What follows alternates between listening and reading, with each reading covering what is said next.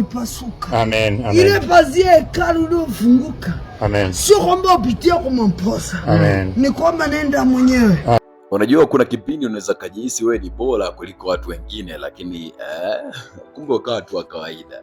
Ndio maana hata kwenye Biblia au kwenye maneno takatifu yanaongea kwamba Mwenyezi Mungu atainua mawe aweze kumwabudu au kumwimbia. Sasa hiki ni kitendo ambacho kimetokea katika hii video ambayo nimekuletea siku ya leo.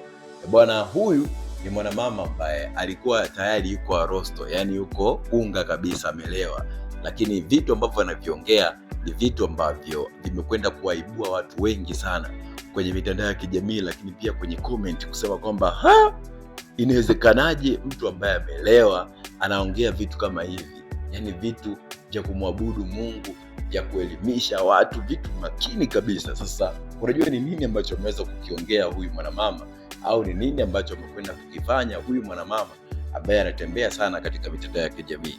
Nikukumbushe tu na kuachia video hii uweze kuitazama, lakini usiweze kusahau kugusa neno ambalo limeandikwa subscribe, lakini pia kugusa neno ambalo limeandikwa comment hapo chini. Umeguswa au umebarikiwa kwa asilimia ngapi? Imagine mlevi anakwenda kuhubiri neno kubwa la Mungu bila kukosea hata kidogo, lakini bila hata kuvunja misingi ya imani. Dondosha katika comment hapo, comment section hapo chini, umebarikiwa kwa asilimia ngapi? Na hii ni video yake. Alimwambia Gideon, Amen. Nenda kwa uwezo huo ulionao. Amen. Hata kama ni mdogo. Amen. Hata kama na nguvu kadogo kumwelewa Yesu.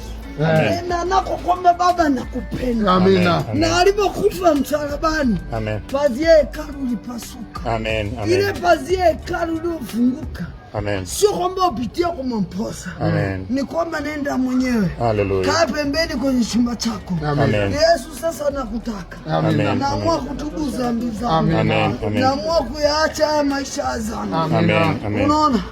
Yesu mwenyewe anakukubali ulivyo. Amen. Unaenda kama mwana mpotevu. Amen. Mwana mpotevu alienda kwa baba yake. Amen. Cha kwanza alimwambia njoo mwanangu. Amen. Alihisi baba atanikataa. Amen. Alihisi baba ataniacha. Hallelujah. Alisema leteni vazi lililo bora. Amen. Leteni na pete. Pete inamaanisha patanisho. Amen. Huyu ni mwanangu napatana naye. Angalia hata kama anakula vyakula vya nguruwe. Amen. Listen. Amen. Mtoto wake alikuwa amekaa kawaida nyumbani.